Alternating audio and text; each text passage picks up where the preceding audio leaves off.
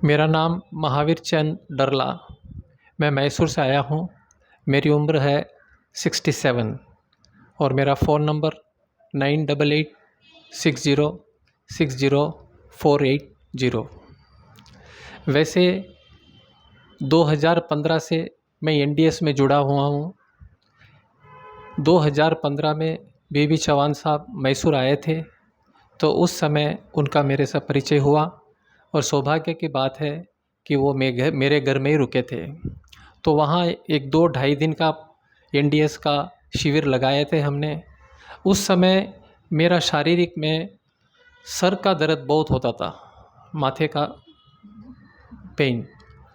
तो वो पेन क्या होता था, मुझे समर में बहुत ज़्यादा फील होता था। जैसे ही टेम्परेचर 37-38 हो जाता था तो मुझे एकदम सर में दर्द बहुत बहुत दुखावा हो जाता था। तो ये बहुत बचपन से, जब से मतलब एक 40 साल से मुझे चल रहा था, ये बचपन से चल रहा था।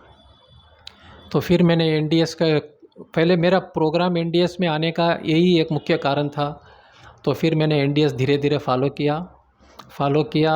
तो 1.5-2 साल में मेरा सर का दर्द, आज तक मुझे सर का दर्द नहीं आया वापस। और जितना भी टेम्परेचर हो, चाहे 45 हो, 46 हो, 47 हो, वो अभी शरीर में इतनी क्षमता हो गई है कि वो टेम्परेचर ग्रैब कर लेता है। तो अभी मुझे सर का दर्द नहीं हुआ। और दूसरा क्या फ़ायदा हुआ, मैंने 2020 में एक शिविर अटेंड किया था और 2022 में भी एक शिविर अटेंड किया था। एक तो लोनावाला में किया था राजू भाई के सानिध्य में, और एक किया था 2022 में कालू भाई नासिक में किया था। तो दोनों टाइम सौभाग्य से साहिब जी साथ में ही थे। तो उस समय मुझे मतलब बीपी बॉर्डर लाइन में थी, डायबिटिक तो नहीं था लेकिन थायराइड की गोली लेता था। तो वो शिविर के बाद ये बीपी की गोली बंद हो गई, थायराइड की गोली बंद हो गई। लेकिन मुझे एक 25-30 साल पुराना एक एंग्जाइटी था, तो वह एंग्जाइटी की गोली चालू ही थी। तो वो उस गोली से भी मुक्त होना मेरा एक कर्तव्य, मतलब मुझे बहुत सताता भी, ये गोली से मुक्त होना है मुझे। तो धीरे धीरे मैं एनडीएस प्रैक्टिस करता ही था और उपवास में मुझे बहुत रुचि थी। तो मैं कहीं भी जाता था और खाने में आ जाता था तो मैं उपवास कर लेता था। और लंगनम परम औषधम, ये मुझे छाप पड़ गई थी मेरे दिल में। तो मैं घर में भी 8 घंटा, 10 घंटा, 12 घंटा, 14 घंटा का उपवास कर लेता था। फिर भी ये जो गोली एक थी वो कम नहीं पड़ रही थी। और कभी कभी ऐसा हो जाता था कि मेरी मानसिक ऊर्जा कम हो जाती थी। तो उसके लिए भी मैं थोड़ा प्रयास ज़्यादा करने लगा भी कि कहीं ना कहीं सेंटर जाए और मुझे ट्रेनिंग मिल जाए, तो ये भी थोड़ा सा इसका भी छुटकारा पा लें। तो मैंने बहुत ढूंढा और फिर 8-10 महीना पहले मैं महेंद्र भाई का 1-2-3 वीडियो सुना। वीडियो सुनने के बाद मुझे चौकस सी खातरी हो गई कि भाई कि यहाँ कुछ हमको मिल सकता है। क्यों, बाकी का शिविर में हम 2 दिन, ढाई दिन, 3 दिन रहते हैं, ज़्यादा से ज़्यादा नहीं रहते हैं। क्यों, आधा दिन तो फेयरवेल में, आधा दिन स्वागत में हो जाता था, तो बाकी का 2 दिन बचता था। 2 दिन में कुछ सीखने के लिए नहीं मिलता था। ठीक है, रेसिपी वगैरह देखने को मिल जाती थी और रेसिपी का टेस्ट वगैरह मिल जाता था। तो फिर मैंने तय किया भाई कि यहाँ जाके देखते तो हैं। तो फिर मैं अक्टूबर 2023 में इधर आया था, खास करके इनको मिलने के लिए आया था। मैं और मेरा मामा का लड़का दोनों साथ में आए थे। घूमते घूमते, ढूंढते ढूंढते, पूछते पूछते आए इधर। आने के बाद इनका इंस्टीट्यूट देखा, संस्था देखा। तो उस समय थोड़ा सा मतलब अपग्रेडेड नहीं था। आज जो देखा मैं, वो 10-12 महीने पहले इतना अपग्रेडेड नहीं था। अभी मैं देखता हूँ तो वो बहुत अपग्रेडेड है। तो इनसे मिला और फिर घर गया मैं चौकस मौका ढूंढ रहा था कि कब मुझे समय मिले तो मैं इधर आ जाऊं। तो ऐसा ही मतलब मेरी प्रार्थना को प्रभु ने स्वीकार की और घर में ऐसा ही प्रसंग बना कि मेरी अर्धांगिनी साथी, उसको बार बार पीठ में दर्द होना, वो साल में 7-8 दिन आयुर्वेदिक हॉस्पिटल जाती थी। तो मैंने उसको मना नहीं करता था, जहाँ भी उसको मतलब ठीक मिले, ठीक राहत मिल जाए तो बस है।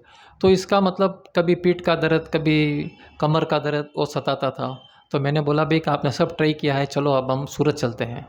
सूरत चल के वहाँ पर देखते हैं क्या होता है क्या नहीं होता है करके। तो फिर ये प्रसंग लेके मैं सूरत, मतलब अहमदाबाद, बेंगलुरु से अहमदाबाद फ़्लाइट पकड़ के और 2 दिन आश्रम रह के 29 तारीख जुलाई 29 तारीख दोपहर 1:30 बजे इधर पहुंचा। तो भाग्य की बात है, जब मैं यहाँ पहुँचा तो क्लास चलती थी। तो क्लास में 10-12 व्यक्ति थे जो रेगुलर सूरत वाले थे और 2-4 बार वाले भी थे। तो क्लास में पॉइंट्स बहुत अच्छे थे और मतलब जो भी है सच्चाई का मार्ग ही बताया था। और हमारी भूल हमको मालूम पड़ने लगी भाई कि हम थोड़ा खाने पीने में इतनी भूल कर दी है और लंबी समय तक खाने पीने की भूल से हम भुगत रहे हैं। तो फिर पहले से ही मतलब हम चौकस करके आए थे मन को कि इधर 21 दिन रहना है। पहले 1 दिन 2 दिन थोड़ा सा तकलीफ़ हुई, मुझे तो 1 दिन ही तकलीफ़ हुई शायद, मेरे पत्नी को 1-2 दिन तक तकलीफ़ हुई थी। क्यों? उसको थोड़ा व्यसन था चाय का। तो चाय का व्यसन छोड़ने के लिए 1-2 दिन उसका विथड्रॉल सिम्पटम्स होता है, सबको होता है वो तो विथड्रॉल सिम्पटम्स। तो सर में दर्द होने लगा, चक्कर आने लगी। फिर महेंद्र भाई बोले भी कि ये तो स्टार्टिंग है और बाद में तो आपको कुछ भी नहीं लगेगा। फिर 2 दिन के बाद वो सब धीरे धीरे कम पड़ गया और कम पड़ने के बाद हम सिर्फ रसाहार पे ही रहे। और कभी कभी बीच बीच में 2 दिन 3 दिन में एक कुछ आहार देते थे। वो क्या है, हमको मतलब उसमें थोड़ा सा इतना बोर नहीं हो इसलिए एक टाइम आहार देते थे कभी कभी। और इस दरमियान पूरे 21 दिन की साधना के दरमियान हमने 6 निर्जला किए थे। और निर्जला भी इतना आराम से किए और निर्जला करते करते मैंने सूरत भी घूमा हूँ और कोई थाक नहीं लगी मुझे। 2-3 निर्जला में तो मैं सूरत घूमता था और जितने भी मेरे फ्रेंड्स थे, वेल विशर्स थे, उनके घर गया तो उनको उनको भी आश्चर्य हुआ। तो अब जाते हैं, हम मेहमान बन के जाते हैं तो उनका भी ड्यूटी होता है भाई कि दूर से आए हैं तो कुछ लाभ ले लें। तो लाभ में वो पूछते थे भाई साहब कुछ खाना ले हो, तो मैं बोलता हमको तो दोनों को निर्जला है। तो वो भी आश्चर्य हो जाते थे, किस प्रसंग से आए, क्या आए, क्यों आए, तो उनको भी बताना पड़ता था। तो मेरा कहने का मतलब यही है, जीवन का मेरा अद्भुत एक्सपीरियंस है ये 21 डेज़। मैं ये 21 डेज़ को मेरे लाइफ में नहीं भूल सकता। एक साथ 21 डेज़ में अभी तक रहे नहीं। हम दाम्पत्य जीवन बिताते बिताते 45 ईयर्स हो गया है, लेकिन हम एक साथ 21 डेज़ नहीं रहे। 13 दिन, 14 दिन, 15 दिन मैक्सिमम। जब हनीमून में भी गए तो 13 दिन थे बस। अभी 21 डेज़ रहे, हमको लगा ही नहीं कि 21 डेज़ कैसे बीत गए। रोज़ रोज़ नित्य एक एक प्रसंग, लेक्चर में एक एक नई बात सुनने को मिलती थी, नई रेसिपी मिलती थी और नए सब भी एकदम स्वाद रसाहार मिलता था। पता ही नहीं चला कैसे निर्जला चलता है, कैसे दिन उगता है, कैसे दिन बीतता है। और थोड़ा बहुत मैं भी थोड़ा साथ में लाया सामग्री लेखन की, पठन की सभी, तो उसमें दिन बीत जाता था। तो ये 21 दिन मेरा इतना मतलब आनंद का अनुभव रहा है। मैं इसको विशेष क्या फायदा हुआ जो आप कितने साल से फॉलो करते थे? मैं 9 साल से फॉलो कर रहा हूँ ये एमडीएस, लेकिन स्थिरता नहीं रहती थी। तो वो भी एक कारण था भी कि स्थिर रहना इसमें। कभी कभी सामाजिक प्राणी होने से और व्यवहार में थोड़ा सा झुक जाने से या व्यवहार में लग जाने से क्या होता था, थोड़ा व्यवधान हो जाता था। शादी ब्याह होता तो 1-2 दिन खाने लग जाते हैं और फिर वो टेक पड़ जाती है खाने की। तो इस हिसाब से भी थोड़ा सा मन में एक दुविधा होती थी भाई कि एनडीएस तो कर रहे हैं लेकिन परिपूर्ण नहीं कर रहे, जैसे साहिब जी ने बताया वैसे हम कर नहीं रहे, तो ये धोखा है।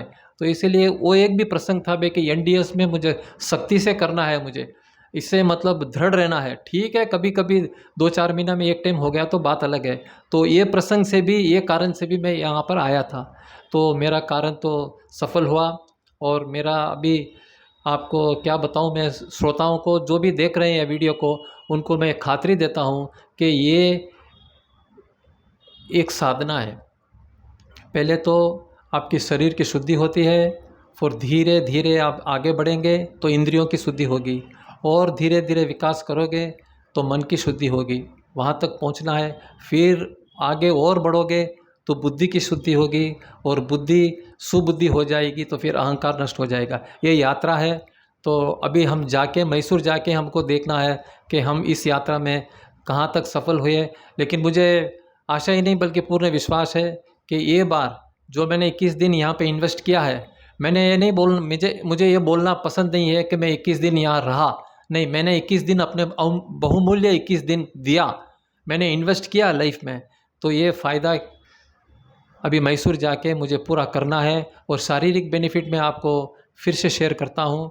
मेरे माथा दुखा तो पहले ही चले गया था और बॉर्डर में था, सब गोलियाँ बंद हो गई। यहाँ 21 दिन से मैंने एक भी एंग्जाइटी की गोली नहीं ली है। एक भी गोली नहीं ली है, एकदम तंदुरुस्त है, नींद नहीं आती है, आलस नहीं, प्रमाद नहीं, कुछ नहीं, बस आराम से रहो, मस्ती से रहो, आनंद से रहो। ये मेरा अनुभव और है। निर्जला में क्या अनुभव हुआ विशेष? निर्जला में ये अनुभव हुआ कि थाक नहीं हुई। दूसरे दिन हम निर्जला से बाहर निकलते हैं तो थाक नहीं। और निर्जला में एनिमा लेने से क्या हुआ, पहले तो हम रोज़ अभी 21 दिन से रेगुलर दो दो एनिमा लेते हैं, तीन तीन बार, सुबह में 3 और शाम में 3। तो इस एनिमा में मैं 2-4 दिन होने के बाद मुझे लगा भाई कि एनिमा अभी क्या करना है, अभी है ही नहीं, खाते भी नहीं तो क्या है, अभी क्या करना है एनिमा, ऐसा भाव आते थे। ले फिर पता चला मुझे 8-10 दिन 12 दिन के बाद, 14 दिन के बाद पता चला भाई कि इतना कचरा निकल रहा है। अभी लास्ट निर्जला किया था, धर्मपुर गया था और दूसरे दिन निर्जला था, निर्जला करके एनिमा लिया तो इतना आनंद आया, इतना आनंद आया, इतना कचरा निकला, एकदम पेट खाली हो गया। जैसे ही पेट खाली होता है तो समझ लो कि आप प्रभु से धीरे धीरे जुड़ रहे हो। और इस दरमियान मैं 72.5 था जब एडमिशन हुआ, वहाँ से निकला मैसूर से तो 73.4 था, शायद 1 किलो तो मैं आश्रम में कम हो गया था। इधर आने के बाद मुझे 72.5 था और अभी मैंने सुबह में चेक किया तो 67.4 हूँ मैं। तो 5 किलो ये शरीर से कचरा निकला है और अभी आनंद में है। देखते हैं, अभी ऐसे ही आनंद में रहना है मुझे। और साइंस ने भ्रम सिखाए, धर्म ने भ्रम सिखाए, खाने पीने के भ्रम, वो सब में क्या जानकारी मिली? हाँ, तो मेरा अनुभव से मैं इतना कह सकता हूँ कि हमें जो मतलब ज्ञान समझ दिया है, बाहर से हमें जो समझ मिली है, साइंस के द्वारा या अपने पूर्वजों के द्वारा या अपने स्कूल्स के द्वारा या अपने मित्रों के द्वारा, माँ बाप के द्वारा से मिला है, वो समझ में इतना तो सब कहते थे भाई कि दूध पियो, दूध शक्तिशाली है, दूध में कैल्शियम है, विटामिन्स है, सब है। लेकिन मैंने तो दूध पहले से छोड़ रखा है। तो मैं अनुभव दूध का बोल देता हूँ। जब मैं दूध पीता था, चाय काफ़ी सो बचपन से ही याद नहीं है मुझे, चाय काफ़ी मैंने पी कर, लेकिन दूध बहुत प्रिय लगता था। मैं तरह तरह का क्वालिटी का दूध पीता था और दूध अच्छा भी लगता था मुझे। तो उस समय जब मैं दूध के दौरान, जब मैं दूध पीता था और दूध की सब चीज़ें खाता था, तो उस समय मैं सीढ़ी चढ़ता तो मुझे पैरों में आवाज़ आती थी। तो मेरे घर में भी डॉक्टर है, तो उन्होंने बोले भाई कि आपकी एज के हिसाब से कैल्शियम की कमी होगी, तो आप दूध की मात्रा बढ़ाओ। तो फिर मुझे एनडीएस मिल गया, तो मैंने दूध को छोड़ा तो आज 9 साल हो गए, कोई आवाज़ नहीं, कुछ पूछ नहीं। ये प्रमाण है पूरा, इसमें क्या है, कैल्शियम है नहीं है। मैंने दूध छोड़ने के बाद अभी कुछ आवाज़ ही नहीं है। और दूसरी बात यह है कि ये रेसिपी में कच्चा खाना तो कैसे चलेगा, सबको आता है वो कच्चा खाना कैसे चलेगा। लेकिन यहाँ पे रेसिपी हमको बना के देते हैं और रेसिपी का बुक भी है। अगर वो रेसिपी हम ले जाके हम प्रयोग करते हैं घर में, तो मुझे नहीं लगता है कि हम पकाया हुआ खाने की ज़रूरत पड़ेगी बॉडी को। क्यों, कच्चा में इतनी वैरायटीज़ मिलती है, इतना स्वाद मिलता है, सब कुछ कच्चे में मिलता है। तो आपको पकाने में दिक्कत नहीं आई, पकाने की अवसर ही नहीं होगा आपको। लेक्चर कैसा लगा? और ख़ास बात यह है, कोई भी साधक आता है तो ये तो बाई प्रोडक्ट है आपको, ये जो शरीर शुद्धि, मन शुद्धि, इंद्रिया शुद्धि, सब शुद्धि है। लेकिन एक मैं आपको महत्वपूर्ण बात कहता हूँ, वो महत्वपूर्ण बात सबको समझना चाहिए और सबको लगना भी चाहिए। आप यहाँ पे सिर्फ आहार या वो रस देते हैं, उस पर लक्ष्य रखेंगे तो मुझे लगता है इतना फ़ायदा नहीं होगा अगर आप लेक्चर में शामिल नहीं होंगे। मैं तो समझता हूँ कि जो रेसिपी यहाँ देते हैं खाने पीने की, उसके साथ अब लेक्चर में जुड़ना चाहिए। क्यों, लेक्चर में एक ऐसी बात निकलती है, हमको पता नहीं चलता है। वो वापस लेक्चर सुनने में वो बात वापस पुनः परावर्तन होगी नहीं होगी मुझे पता नहीं। इसीलिए लेक्चर को नहीं मिस करना है। लेक्चर में हमको ऐसी बात सुनाते हैं तो हमारी ऊर्जा कम पड़ जाती है, तो ऊर्जा वापस एकदम चेतना वापस चढ़ जाती है, तो हम वापस फुर्ती में आ जाते हैं, काम करने की हमको क्षमता बढ़ जाती है, सब पूरा सक्षम हो जाते हैं। और भी और सेंटर पे कैसा लगा सेंटर? हाँ, ये सेंटर है सूरत मेन सिटी में है, स्टेशन से 2-2.5 किलोमीटर दूर है। सेंटर बहुत अच्छा है, व्यवस्था है, एकदम साफ़ सफाई है, एकदम कोई बात की चिंता नहीं है, घर जैसा माहौल बन जाता है। 1 दिन 2 दिन के बाद सब यहाँ पे जो महेंद्र भाई जो यहाँ सेंटर के मेन संस्थापक हैं और उनकी फैमिली पूरी सेवा करती है।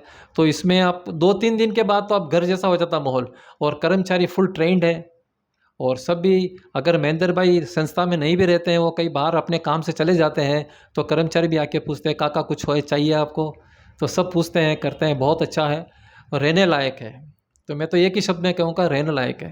और कैसे कैसे दर्दियों को देखा है यहाँ पेशेंट? हाँ, तो मैं यहाँ 21 दिन में करीब करीब ऐसा एक दिन भी नहीं रहा कि कोई नए नए पेशेंट नहीं आए, कोई सलाह लेने के लिए आए, कोई टेलीफोन में बात किया, कोई पर्सनल भी आए। तो पर्सनल ऐसे ऐसे बिगड़े हुए केसेस सब देखा। और यहाँ पर एक दो बहन है, भाई हैं।